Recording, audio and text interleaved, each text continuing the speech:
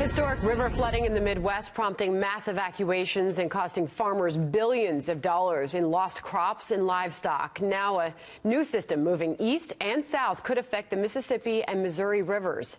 As Vice President Pence was in hard-hit Nebraska yesterday with a message for flood victims.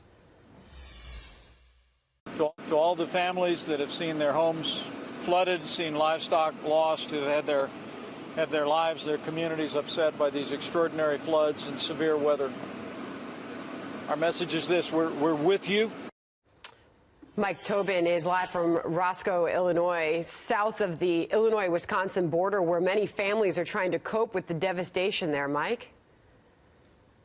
And, Sandra, the good news is that the rain we had here overnight wasn't that bad. As I look to the Rock River behind me here and we look at the trees here, you can see the watermarks on the trees. So, if anything, it looks like the river is going down just a couple of inches.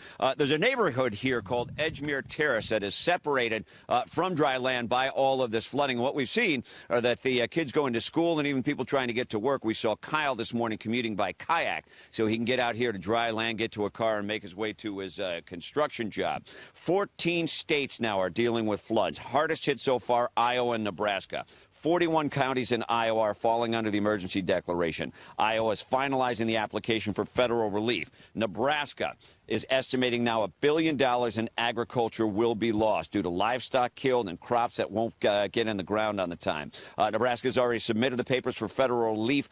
70% of the state now falls under the disaster declaration, and that is where Vice President Mike Pence traveled yesterday with a message to flood victims that help is on the way. And as I assured them, at the President's direction, we will expedite that request to make sure that the families and communities that have been impacted have access to the federal resources and support that is designed for exactly times like these. And if the snow melt and water runoff weren't bad enough, they're dealing with ice jams in parts of Minnesota. Just like it sounds, the ice makes a big dam and causes the water to back up. Just one of the many problems people are facing out here.